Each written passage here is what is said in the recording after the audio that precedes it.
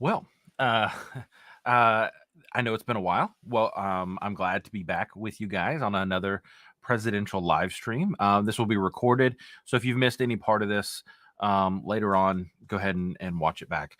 I'm just going to go ahead and get into the live stream. People probably will show up later on.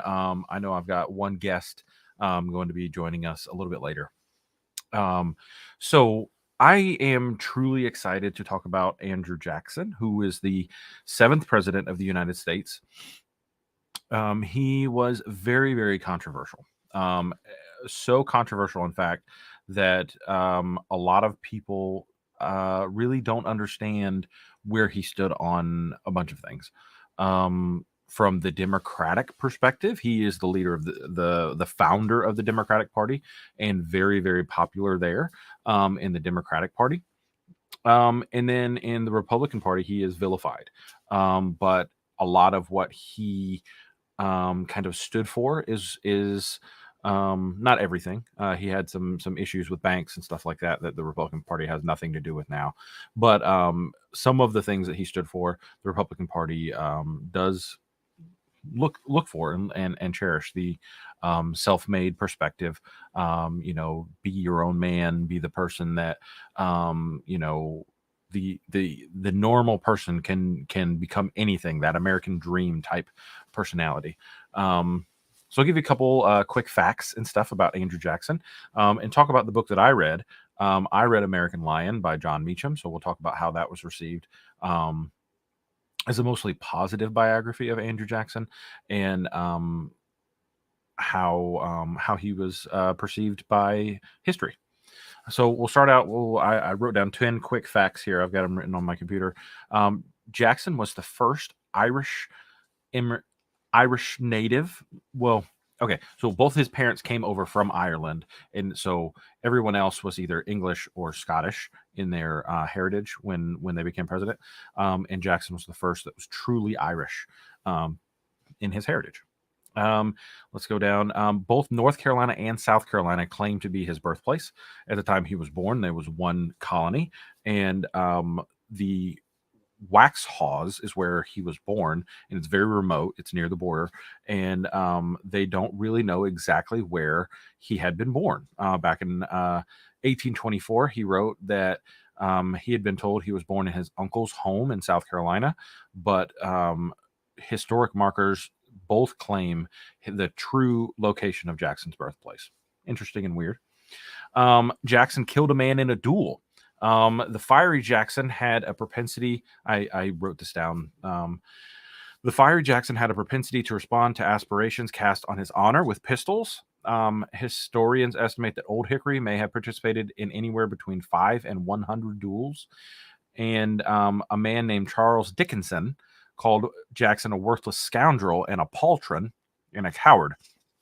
In a newspaper in 1806, the future president challenged him to a duel, and Dixon hit Jackson in the chest. The bullet missed Jackson's heart by barely more than an inch.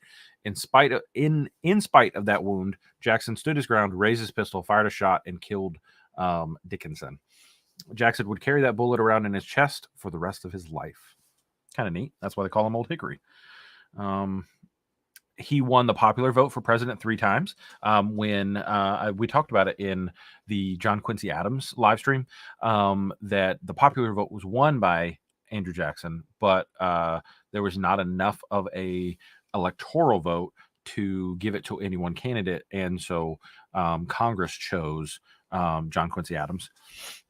And they called that a corrupt bargain, or he called that a corrupt bargain. He got very upset about that, and he didn't forgive John Quincy Adams for the rest of his life. Another guy, also Clay, I believe. Yes, Henry Clay. He said Henry Clay and John Quincy Adams came up with this scheme, and that scheme was the reason that they won the presidency. He thought it was stolen from him. He should have been the 6th president, not the 7th. He was the first target of an assassination attempt. This was in the book. It was done very well. Guys shot at him, but his pistols didn't go off. It was interesting. Richard Lawrence was the guy who shot at him. This was January 30th, 1835, following a memorial service for a congressman. The man was a house painter. Um, he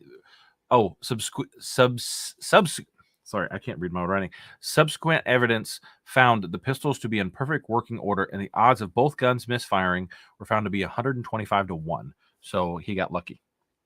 He claims, he was a very devout Christian. He claims that God prevented the pistols from firing because he didn't want them to, God wanted him to be president. Unbeknownst to Jackson, he married his wife before she had been legally divorced from her husband. That's even a gray area. He probably knew she wasn't fully divorced yet, but he wanted to be married to her, and he didn't listen to anyone. It was one of the big things. They called him an adulterer because he married his wife while she was still technically married, and that was a huge in his election campaign. His wife was attacked so vigorously that they think that stress led to her death the day of his win as president-elect. He was the only president to have been a prisoner of war. He was a page in the Revolutionary War, and I believe he was 13 at the time. And a British officer ordered Jackson to polish his boots, and he refused. The infuriated redcoat drew a sword and slashed Jackson's left hand to the bone and gashed his head and left a permanent scar. The British released his brother and him. They both had been injured in that attack. And his brother died from an illness right after that. So his brother died after being captive by one of the British. He adopted 2 Native American boys. He led campaigns against the Creeks, the Seminoles, and the Cherokees. He didn't lead campaigns against the Cherokees, but he forced the Cherokees out. And he signed the Indian Removal Act as president, which actually was put into effect by Martin Van Buren. He's the actual one that was president during the Trail of Tears, but the act was signed in 1828. When was it? I don't have that written down. But the Creek War in 1813, 1814, an orphan boy was adopted. His name was Theodore. And Lincoya, also found dead in his mother's arms on the battlefield. He's a savage, and it's fortunate that he was thrown into my hands. Lincoya died of tuberculosis in 1828, months before Jackson's election. So he did adopt those 2 boys. He was a notorious gambler. He loved to gamble. As a teenager, he supposedly gambled away all of his grandfather's inheritance on a trip to Charleston, South Carolina. He loved racehorses. And then Jackson appears on the $20 bill. I went and got one for this. And he disbanded the second bank of the United States, creating a huge financial crisis during Martin Van Buren's presidency and later, and hated paper money. He thought paper money was a scam. So it's funny that he is on the $20 bill. All right, so let's jump into some history. All right, the book I read was American Lion. I pulled up the Wikipedia page because I had got all my notes together. I had written like 3 pages of notes, and I had had the book, and I don't know where I put it. I put it somewhere. So I'm going to show you part of the Wikipedia page. Here's the cover, American Lion, by John Meacham. It was well received. For the most part, everybody liked it back in the day. It was put on New York Times list of 100 notable books of 2008. Read by Presidents George W. Bush and Donald Trump. And figures Mike Pence, Mark Zuckerberg, Bill O'Reilly, Jon Stewart.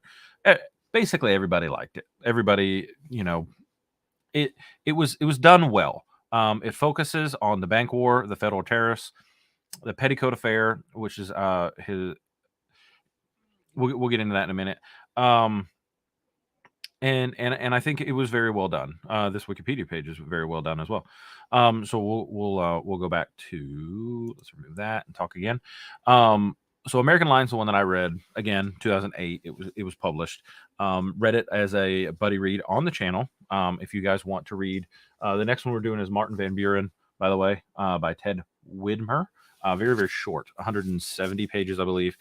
He doesn't have a really good biography on him. So if any aspiring nonfiction writers want to dig in to the Library of Congress and do a biography on Martin Van Buren, it's sorely needed. But yeah, I think the book was very well done. It focused mostly on his presidency, so we didn't get a lot of his young life. We did get some of it, but it was really the internal politics, the way he bucked the system, and the way that he basically destroyed the way banking was done. The Federal Reserve is now needed because he destroyed the second bank of Congress. Let me look that up again. Let me go to the White House. All right, at the White House. I saw it on here. Where was the? It had his time as.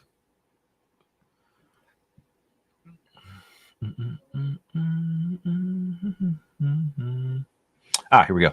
The second bank of the United States, a private corporation, but virtually a government-sponsored monopoly. When Jackson appeared hostile to it, the bank threw its power against him. This is from whitehouse.com. Clay and Webster, who acted as attorneys, these are guys he had already fought with in Congress, who acted as attorneys for the bank, then led the fight for its recharter in Congress. The bank, Jackson told Martin Van Buren, is trying to kill me, but I will kill it. Jackson, in vetoing the recharter bill, charged the bank with undue economic privilege. His views won approval of the American electorate. In 1934, he polled more than 50% of the vote. Okay, that's not talking about the bank anymore. So he took the charter away from the second bank of the United States because the first bank was destroyed in the War of 1812.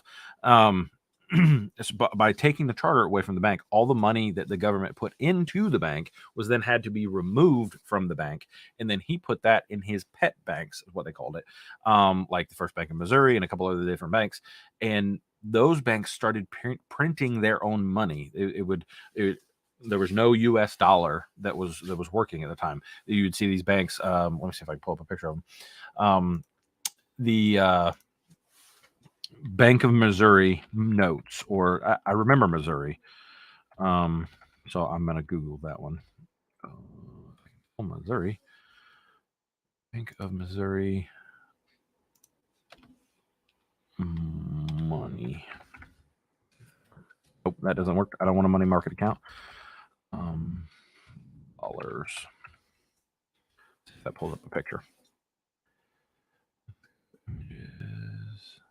Here we go. All right, so let me share this with you. So back in the day, you would get stuff like this, where you'd get State of Missouri $20. So the Bank of Missouri, given all this different this cash, they were given an influx of cash from Andrew Jackson, because he deposited all of the United States reserve money into these banks. So these banks then borrowed against the money that they were holding, giving loans to all kinds of people and creating this huge economic problem.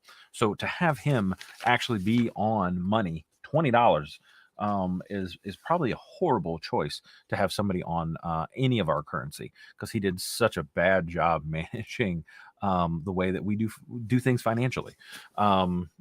I definitely was not impressed with the way that Andrew Jackson did that. I think it was a horrible plan. So let's start with his young life. We'll go back to his young life. We'll kind of circle back.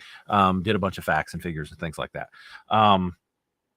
Like I said, he was in the Revolutionary War. He was the last president to serve in the Revolutionary War, even though he was 13 and a page. Him and his brother both joined, then were captured. And then, like I said, he refused to polish someone's British soldier's boots. And that soldier attacked him and his brother with a sword. His brother died after that. He had a gash in his hand for the rest of his life. His mother was considered a prostitute in some of the slanderous stuff that was said about her. She moved around a lot. His father, let me see what it says about his father. His father was born in Cairfergus, County Antrim, in Ireland. His parents lived in the village of Boney Before, and then originated to the Appalachian Mountains. Probably landed in Philadelphia. Not much is known. Jackson's father died February 1767, at the age of 29, in a logging accident, 3 weeks before Andrew was born. Jackson's mother and his brothers and mother all lived in the Waxhaw region and with family members. As a young boy, Jackson was easily offended, considered a bully.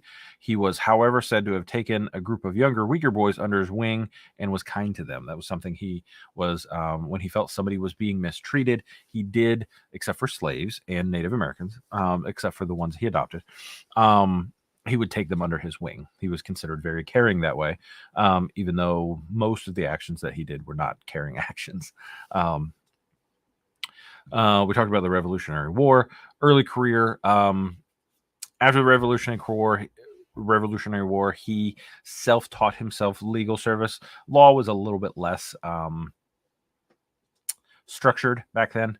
And so he left the Waxhaw regions for Salisbury, North Carolina, studied law under an attorney. You kind of were like, it was kind of like a journeyman idea. Like you studied under a lawyer, and then that lawyer, when they thought you were ready, said, okay, he's a lawyer now. And then you went off on your own and kind of do your own thing.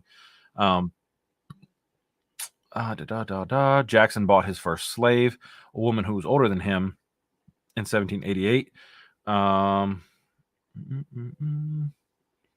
He moved to a small frontier town called Nashville, which my buddy who might join us, he lives in Nashville. We've actually considered talking about going to the Hermitage, which is his home that he and his wife lived in for a long time. It is right outside of Nashville there. But yeah, back in 1788, it was considered a frontier town, the frontier town of Nashville, now the Music City. And he lived with a boarder, Rachel Donaldson, the widow of John Donaldson. Here, Jackson became acquainted with their daughter, also Rachel, who was married to Robards, Captain Lewis Robards, and who was subject to fits of jealous rage. And then they got married. Most likely, she had applied for a divorce, and they got married before her divorce was final. But a lot of people claim that he willingly married her, knowing that she was still married. And that's one of the big scandals of his early life. And it haunted him on the campaign trail. And whenever... Okay, to complicate matters further, evidence shows that Rachel had been living with Jackson and referred to herself as Miss Jackson before the petition for divorce was ever made. It was not uncommon on the frontier for relationships to be formed and dissolved unofficially, as long as they were recognized by the community. So he probably was an adulterer, but whatever. All right. His public career, Tennessee achieved statehood in 1791. He was elected as the only U.S. representative. He was a member of the Democratic Republican Party, which at the time was the only party, and dominant in Tennessee. As a representative, Jackson staunchly advocated for the rights of Tennesseans against Native Americans' tribal interests. He strongly opposed the Jay Treaty and criticized George Washington. Okay, it was not the only party at the time when he got elected into Congress. But he was a big fan of this guy, who John Meacham also wrote a biography of, which I can find this one. I can't find the other one, but I can find this one. John Meacham, The Art of Power, was also a very good book. John Meacham writes a good biography, by the way. But he was a Jeffersonian through and through. He believed everything that Jefferson was a part of. And in 1797, they elected him as U.S. Senator. Jackson did not want to be a judge because he eventually did want to become president. He knew that he wanted to become president, and went and joined the Army. He was a member of the Tennessee militia at first in 1802. And then when the War of 1812 started, he was brought into the U.S. military. Let's see, 1812, United States found itself increasingly drawn into international conflict. Sorry, I did have all this written down, and then I lost my notes and my book. I don't know where I put them. They're probably in a really safe spot. So he halted a bunch of attacks into Mississippi and Natchez County. At that time, Mississippi was still a territory. And then he won a overwhelming victory in the Battle of New Orleans. Oddly enough, the Battle of New Orleans, the treaty had been signed already. Like, we were no longer at war with England, but it took so long for stuff to go back and forth. And one of the stipulations of the treaty was that the both sides had to ratify the treaty before the war would be over. So we had finally got back the treaty and the agreement, and then we were waiting on Congress to sign a waiting for Congress to ratify the end of the end of the War of 1812 treaty. And so during that time, the Battle of New Orleans was fought. It was the most decisive win for the United States in the whole war, and probably the only reason the war is looked at as a win by the Americans. Other than that, we kind of got our butts handed to us by at the time, Britain. We now think of it as the UK over here, but he had about 5,000 men, and the numbers here are staggering. They had such a decisive win. Try to see. Here we go. The approaching British force was twice its size, of over 10,000 soldiers. Here we go. Despite managing to temporarily drive back the American right flank, the overall attack ended in disaster. For the battle on January 8th, Jackson admitted only 71 total casualties. Of these, out of his 5,000 men, only 71 casualties. Of these, 13 men were killed, 39 wounded, and 19 missing or captured. The British admitted 2,037 casualties. Of these, 291 men were killed, 1,262 were wounded, and 484 were missing or captured. After the battle, the British retreated the area, and open hostilities ended shortly thereafter. Because the Treaty of Ghent had been signed and ratified. And then we go into some of the very controversial Seminole Wars that he fought in Florida. When I talked about doing the live stream, I, as a native Floridian, really knew Jackson to just be a bad guy. I remember what he did to the Seminoles, what he did to the Spanish. This is one of the things we did learn in school. Probably not something that I live in Georgia now, and they probably don't talk about much in school, but in Florida, we talked about it. We had a whole history class on it.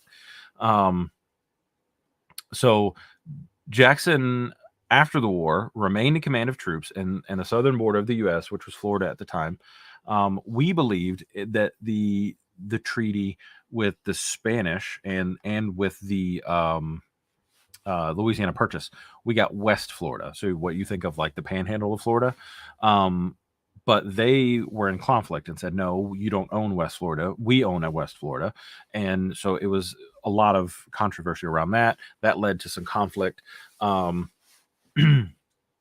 So during the time of President Monroe's presidency, which we did talk about that when we did Monroe's live stream, Jackson went down, and there was a lot of piracy going on in Amelia Island and those locations. Monroe really hated the slave trade. He wanted to end the slave trade completely, didn't want anything to do with the slave trade. So he sent Jackson down to disrupt the pirates and get rid of them off Amelia Island, and to help the Spanish to keep the Seminoles under control. That's what the idea that Monroe sent him down there for. And he went over and beyond and above, and he decided he was going to just capture Florida. And that was a big part of the Adams-Onis Treaty, where we eventually did get Florida. We bought Florida from the Spanish after the ratification of that treaty. And there was a lot that went on there. And he was actually served as the governor of Florida before returning to Tennessee in 1821.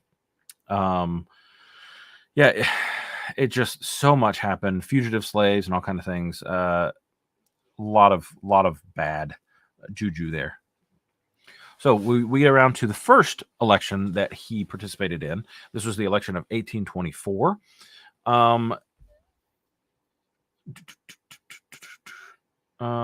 Jackson turned down an offer turned down an offer to run as governor of his home state of Tennessee. Try to see what I have written down here. Try to summarize it for you. But he emerged as one of the 5 major presidential candidates along with John Crawford, John Quincy Adams, Henry Clay, Secretary of War John Calhoun, and then Jackson himself. During the era of good feelings, the Federalist Party had faded away. All 5 presidential contenders were members of the Democratic Republican Party. Like I was talking about, Monroe basically was so popular that he ended bipartisanshipness. The Democratic Republican Party became one party. It was the only party around, and everybody was part of it. And then Jackson split the Democratic Party, Democratic Republican Party, into the Democratic Party and what became known as the Whigs. The Republicans were what we know today as Republicans were founded around the time of Abraham Lincoln's presidency. What we know now are not. When we talk about Democratic Republicans, that's not really what they are. This was kind of the re-emergence of the Federalist Party, but they went and called themselves the Whigs instead when Jackson broke the Democratic Party off. And what we know as the Democratic Party today, he is given the moniker of the father of the Democratic Party. So he ran for president. Like I said earlier, he thought he was cheated because he won the popular vote, but he did not win the electoral vote. And not winning the electoral vote, it was given to Congress, yes, Congress. And so they had to elect a president. There was some politicking behind the scenes. John Quincy Adams didn't politic for himself, but as I mentioned in his live stream, there were some people who politicked for him, and he didn't realize how dirty that was behind the scenes. And the Puritan that he was, he really hated the way that he became president because of all the dirty tricks that were played behind his back. But he did become president on them.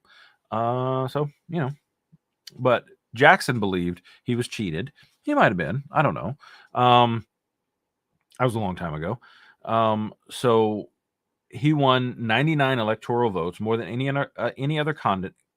Sorry, let me start over. He won 99 electoral votes, more than any other candidate, but still short of the 131 which was needed for a true majority win.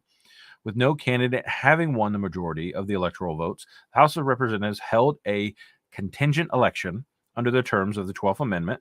The amendment states that only the top 3 electoral vote winners are eligible to be elected. So Clay was eliminated.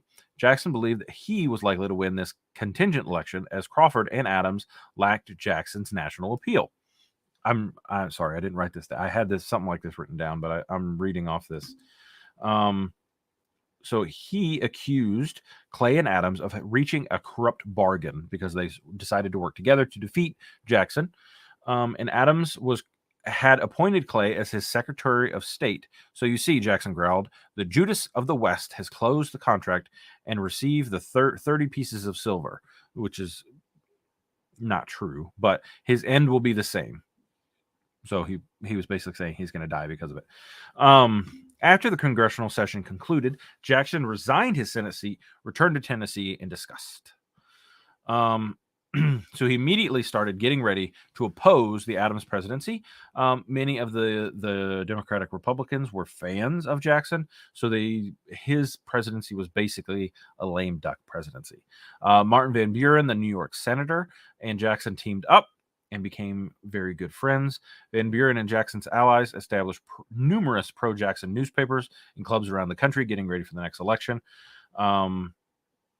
This election marked the definitive end of the one-party era of good feelings, and Jackson supporters coalesced into the Democratic Party at this time. Sorry, there's a bug in here. Rachel Jackson his wife, Rachel Jackson, was a frequent target of attacks and widely accused of bigamy, being married to 2 men at the same time. Jackson's campaigners fired back, claiming that while serving as minister to Russia, Adams had used a prostitute. Adams had procured a young girl to serve as prostitute for the Emperor Alexander, which is not true. He wanted to marry his wife's sister, and him and his wife did a very good job of keeping that from happening because Emperor Alexander I was a notable philanderer. and also stated that Adams had a billiard table in the White House that he charged the government for. Just a bunch of things. They started really nipping at Adams. By the time Adams was done with the presidency, he was tired of it. He hated it. His philosophy. Let's go into that. I wrote some things down here.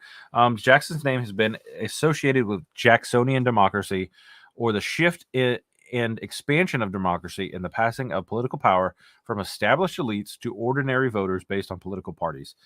The age of Jackson shaped the national agenda, and Jackson's philosophy as president was similar to that of Jefferson. Jackson believed in the ability for people to arrive at the right conclusions. He not only is it right to elect, but to instruct their agents and representatives. Office holders should either obey the popular will or resign. They should not go on their own merit. Throughout, the Supreme Court justices should be made to stand for election, and he believed the Supreme Court should not be appointed. And that he believed in strict constitutionalism as the best way to ensure democratic rule. He called for term limits on presidents and the abolition of the Electoral College, probably because he won the popular vote so often. And many people believe that he was ahead of his time on what the country could achieve. As president, let's see, when he went into office, let's talk about the vetoes he did. Is it listed in here? Because that was one of the things when he came into office, he vetoed like 120 something bills, which was 3 times more than all the other presidents combined before him. It was nuts. He's just a veto man. He loved that veto. He loved signing vetoes. Let's see. Reforms, rotation of offices, and spoils system. I don't really want to dig into that. We can look into it a little bit. His inauguration. His wife passed away right before his inauguration, so he was very upset. His niece was the one that kind of ran the White House for him, Emily Dickinson. Is it Emily? I think it was Emily. Let me see if I can find it real quick. Let me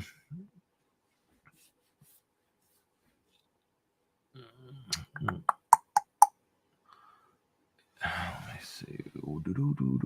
Where is it?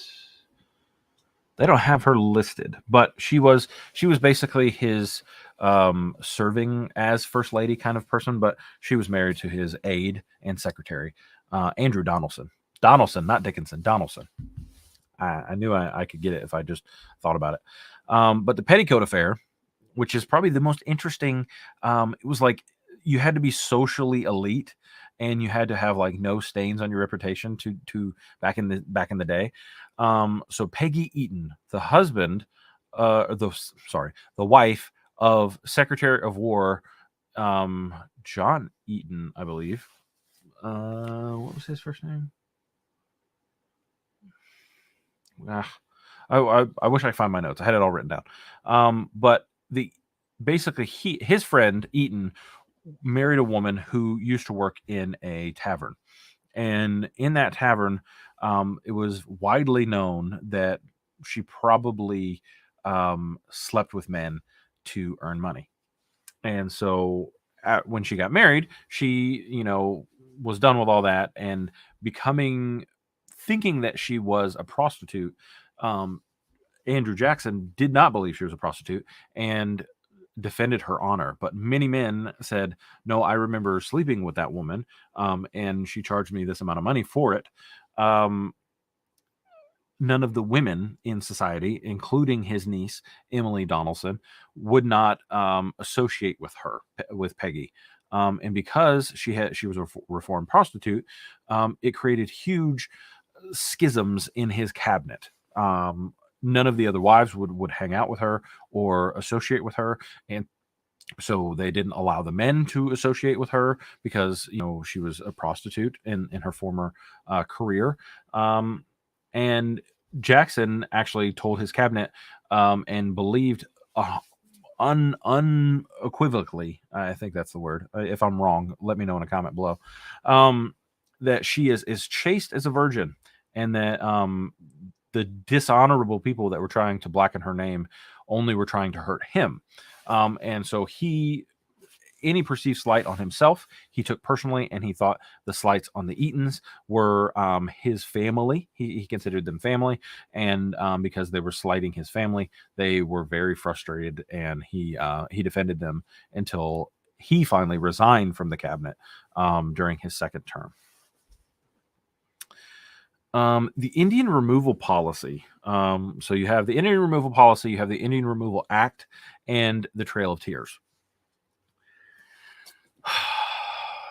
During his 8 years in office, Jackson made 70 treaties with American Indian tribes in the South and in the Northwest. The Southern tribes included the Choctaw, Creek. Sorry, I burped there. I'll start over.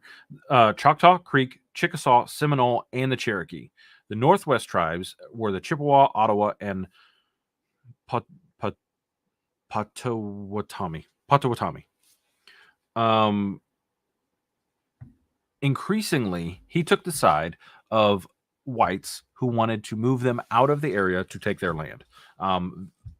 Notably, Monroe refused to remove the Cherokee Indians because they had formed language, they had created a government, and they had done all the things that had been asked of them to stay in Georgia. Unfortunately, Andrew Jackson said, I don't care. The whites are voters, and I want to have those people happy, and signed this law, which was enacted during Martin Van Buren's presidency. Horrible, horrible things happen. So in his first annual message to Congress, Jackson advocated land west of the Mississippi River to be set aside for Indian tribes, and on May 26, 1830, Congress passed the Indian Removal Act, which Jackson signed into law 2 days later. The act authorized the president to negotiate treaties and buy tribal lands in the east in exchange for lands farther west, outside of existing state borders. So they send them to territories. Basically, land nobody wanted. The act I'm gonna try a different word there. The act was bad. It pertained to the 5 civilized tribes in the South. The conditions that they either move west or stay and obey state law and could no longer have their own government. Some did. Many notable Cherokees. There's a big Cherokee community in North Carolina. We drove through it, and those were the people who stayed, but most of them did not. Jackson Eaton and General Coffee negotiated with the Chickasaw, who quickly agreed to move. Jackson put Eaton and Coffee in charge of negotiating with the Choctaw. Lacking Jackson's skills at negotiation, they simply bribed various leaders to get the agreement signed, which many leaders in the tribe did not agree with. The tactics worked, and the Treaty of Dancing Creek, where the Choctaw were required to move. The removal of the Choctaw took place in the winter of 1831 and 1832, and many died. The Seminole, despite singing of the Treaty of Pawnee's Landing in 1832, refused to move. In December 1835, this dispute began the Second Seminole War. The war lasted for 6 years, ending in 1842. The members of the Creek Nation had signed the Treaty of Cassetta in 1832, following the Creek to either sell or retain their land. Conflict later erupted between the Creek, who remained, and while the white settlers, leading to the Second Creek War. The big complaint was the people who they got to agree to sign the treaties did not represent the nations.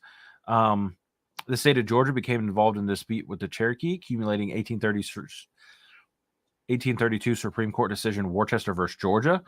Writing for the court ruled that Georgia could not forbid whites from entering tribal lands, as it had attempted to do with 2 missionaries, supposedly stirring up resistance among the tribespeople. Jackson frequently attributed the following response. John Marshall made this decision, let him enforce it. Basically, they said whites could not enter Cherokee land, and then they quickly went back and said, nah, we're not going to make that policy stick.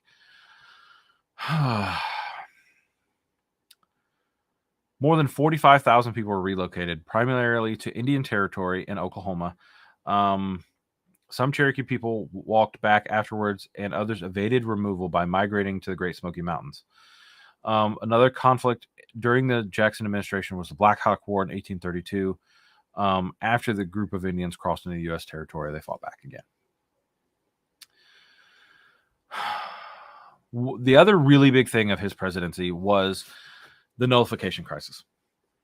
The nullification crisis was South Carolina wanted to secede from the Union in 1828. Jackson went to Congress and fought against his own vice president, who supported the nullification of the tariffs that were imposed on shipping for South Carolina. South Carolina and Charleston Harbor went to. Did they take over?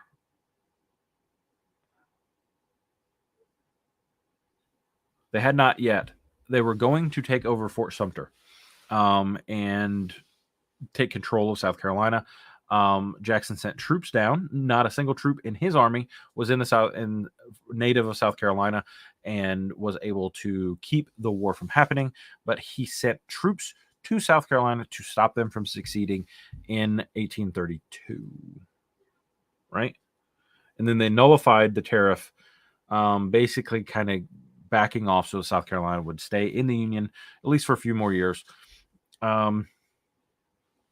Really, as we now know, South Carolina wanted their slavery and they wanted their low taxes, and they were a huge proponent of seceding from the Union, and eventually they got their wish in the 1860s.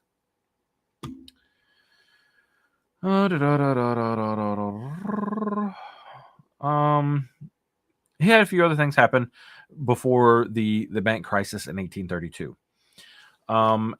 As we talked about, he was big against the Masons. He was a very anti-Masonic party person. He did not like Freemasonry. Don't know why, but the Second Bank of the United States was chartered by James Madison to restore the United States economy, devastated by the War of 1812. As you remember, James Madison was very much against the First Bank of the United States, and then created the Second Bank of the United States. Monroe appointed Nicholas Biddle as the bank's executive. Jackson believed that the bank was fundamentally corrupt as a monopoly and wanted to defeat it. Like we talked about, he would see it dead.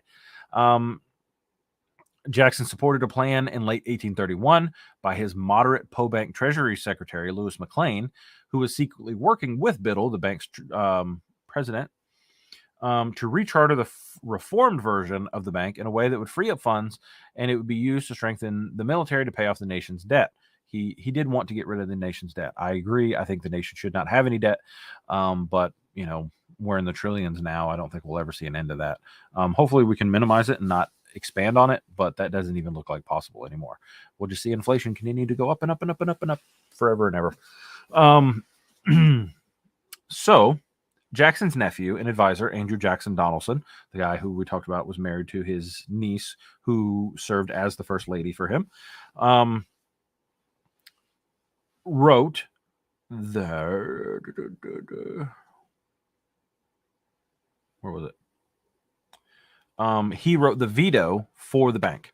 At Biddle's direction, the bank poured thousands of dollars into a campaign to defeat Jackson, seemingly confirming Jackson's view that it interfered with political process.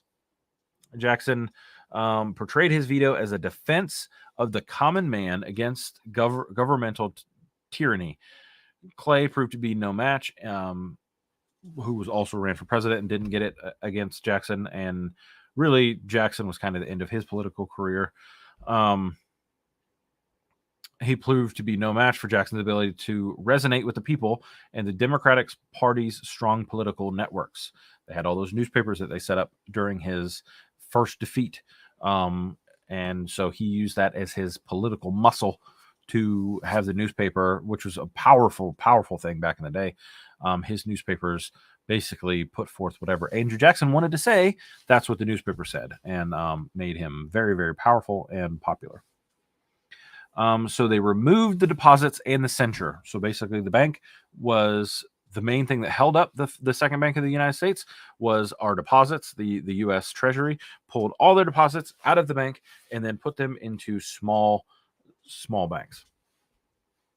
Let me see if I have a list of all the banks that he sent them into.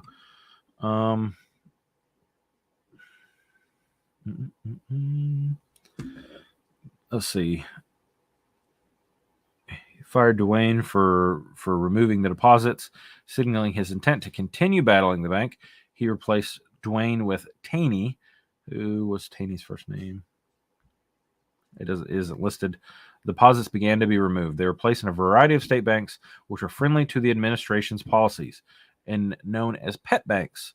See if I click on pet banks, if it says which banks they were.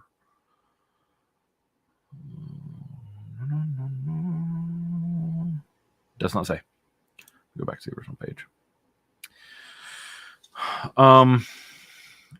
In 1834, those who disagreed with Jackson's expansion of his executive power, pulling all the money out of the banks, they formed the Whig Party, like we talked about, calling Andrew Jackson King Andrew I, and named his party after the English Whigs who opposed 17th century British monarchy.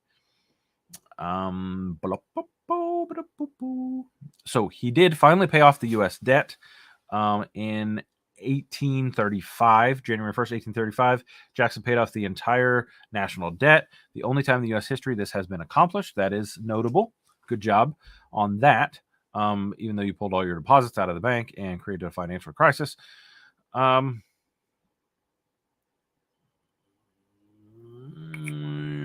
Okay. Oh, we have this assassination attempt. This was kind of neat. This was a fun part of the book to read, for sure. So this is the first ever recorded attack on a U.S. president. This was... he did a stopover in Alexandria for that memorial service. Who's the memorial service for?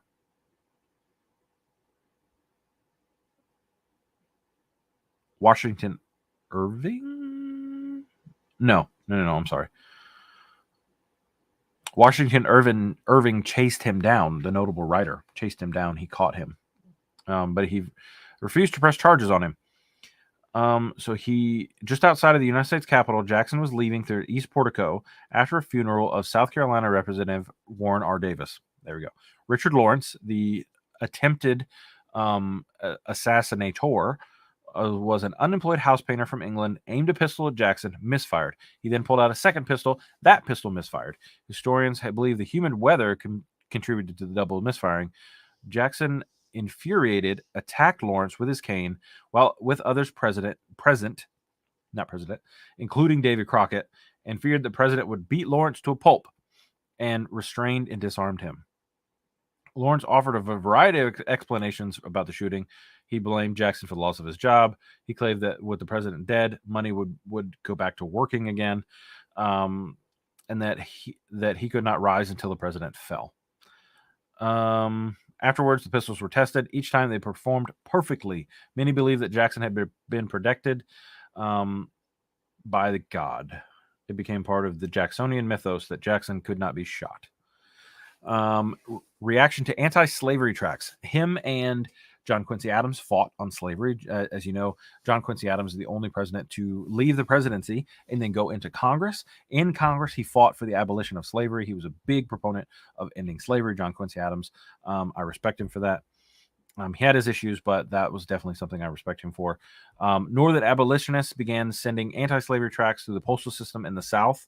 Pro-slavery Southerners demanded that the Postal Service ban the distribution of these materials, and they were incendiary and slanderous, and they began to riot. Jackson wanted peace and desired Southerners ahead of his 1836 election, his second election, and he fiercely disliked abolitionists, and he believed that they were trying to destroy the Union. Jackson did not want to condone open insurrection, so he supported the Postmaster General, Amos Kendall's decision to not allow any anti-slavery tracts to be posted in the mail. Panic of 1837. In spite of economic success following Jackson's vetoes against the bank, it caused the Panic of 1837.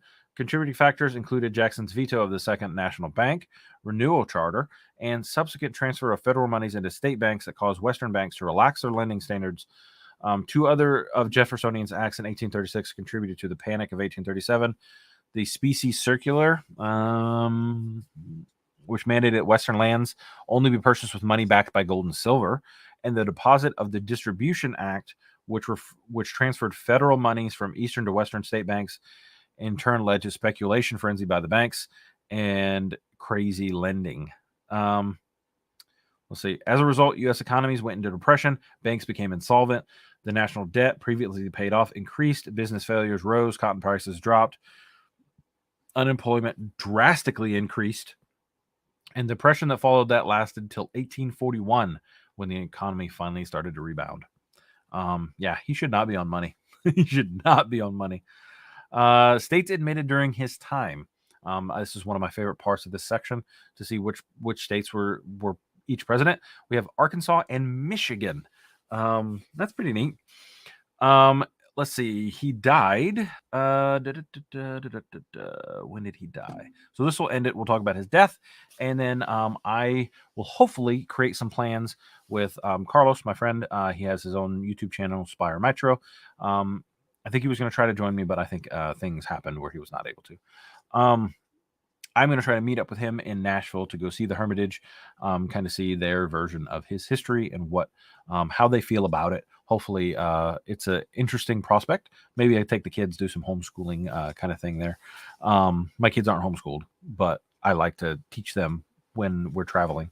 That's one of the best things about traveling. You can teach your kids stuff. All right, so he died.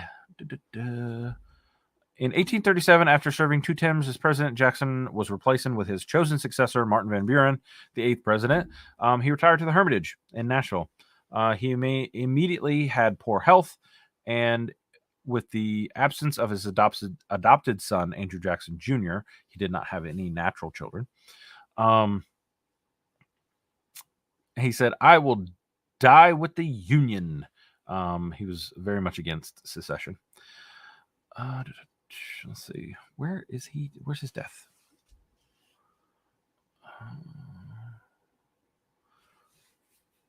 He was also, by the way, he was also the start of presidential nicknames. He was Old Hickory, and then Martin Van Buren was the Little Magician because he was short, and he got things done where nobody thought he'd be able to do it. All right, so Jackson's age and illness eventually overcame him on June 8th, 1845. He was surrounded by family and friends on his deathbed. Jackson, startled by their sobbing, said, "What is the matter, my dear children? Have I alarmed you? Oh, do not cry. Be good children, and we will all meet in heaven." He died immediately after that at the age of 78 from chronic dropsy and heart failure. Dropsy is edema, buildup of fluid in the body tissue. Most commonly, the legs and the arms are affected. Okay. And heart failure. According to the newspaper found in... he fainted whilst being removed from his chair to the bed, and he subsequently revived and died at the Hermitage at 6 p.m. on Sunday the 8th. He left his entire estate to his son, except for special items that were left to different friends and family members.